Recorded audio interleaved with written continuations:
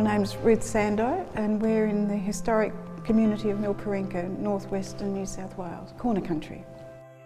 My husband and children and I live on a station property. Well, my children have grown up, but so my husband and I are still about 100 odd kilometres away. We moved into the district in 1980 and I can distinctly remember driving up the road, we were going to Tibooburra. We came in on the road just out here and the first thing we saw when we came into Milparinka was this beautiful sandstone courthouse. Milparinka was established in the 1880s as one of the 4 towns of the Albert goldfields. In about the 1870s, gold was discovered in the hills that run from Mount Brown to the west of us here, north-easterly towards Tibooburra, about 50 kilometre range of gold-bearing ore. And over a period of years, mining took place, alluvial gold at Mount Brown, quartz gold out about halfway to Tibooburra, and then effluvial gold in Tibooburra. But they needed a community with water, a place with water, and here in Milparinka, on the Evelyn Creek, there was a lovely water hole, hence we're here in Milparinka. The volunteer program are actually the backbone of all of this. I live over 100 kilometres away, so one can't be here to clean, operate, tell people the stories every day. And they pour the ore down and it would trickle down so I'm approached by people who would like to come, and so I'll just do up a roster of all these people.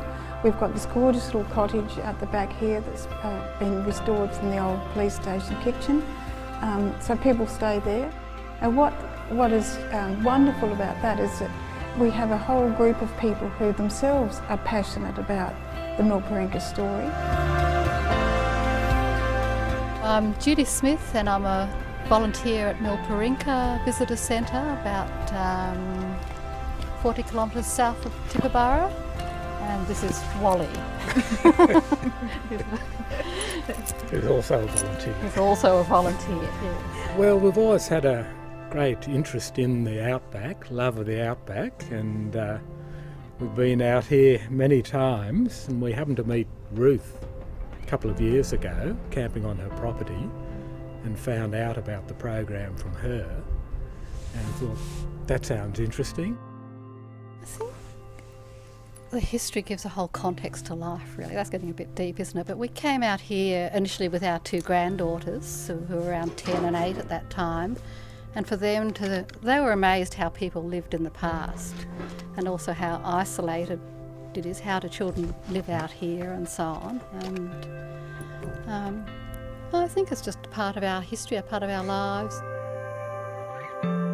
What we're left with is the legacy of these buildings, these beautiful sandstone buildings, and it's.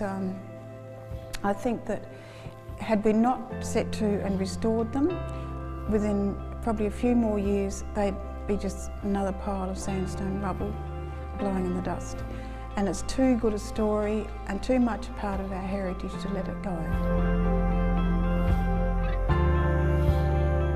The history goes well beyond these ruins. There's an Aboriginal history here, which you can see old evidence of the Aboriginal occupation still here, and you can see the evidence of the explorers coming through Sturt and so on down at Depot Glen, and the Pool's grave and so on. And now this Milparinka 1880s, 1900s type history, and now modern history, Wi-Fi in the visitor centre.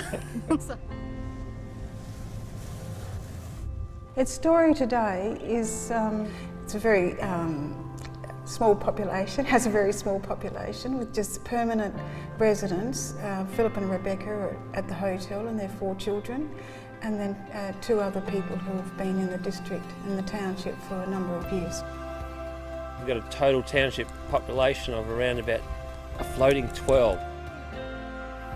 I'm from Adelaide originally. My auntie and uncle used to own the place, and I just fell in love with it as a kid, and then I came up to help them out and ended up managing the place and meeting Phil in between. My hat again!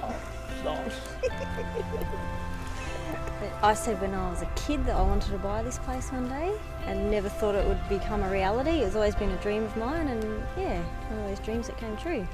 The pub is a freehold hotel, but it does belong to part of the township of Milprinka, which is the old gold mining township. And a horse paddock goes with a Western Lands lease, which involves the whole township of Milprinka, which is 440 blocks of land, believe it or not, which is all part of the hotel, yeah. So we basically own a town. I think it's that horizon that goes on forever, the peace and quiet. I just love the countryside. Big spaces, Yeah, great. and no, it's just free. You're just free to do things. You're not crammed in a tiny backyard. And the kids have just got so much more freedom. They can just, you know, like they hop on their motorbike in the afternoon and they're just and so happy and exploring, and it's just completely different than being in country, because we lived in country, but outback is just, it's completely different again. It's just so much freer. Homeschooling, so doing School of the Air and like trying to be their teacher, and then afterwards taking that teacher hat off and trying to be their mum. So your task is to write a number sentence. For me, I wouldn't have it any other way. The seasons can be rather challenging, and there have been some really low points in the years that we've been here, both for my husband and myself and the children. But when we look at where we are and what we have around us, it's an amazing life, and I'm just so grateful that I've been able to be, that it's been my life, and hopefully for many more years to come.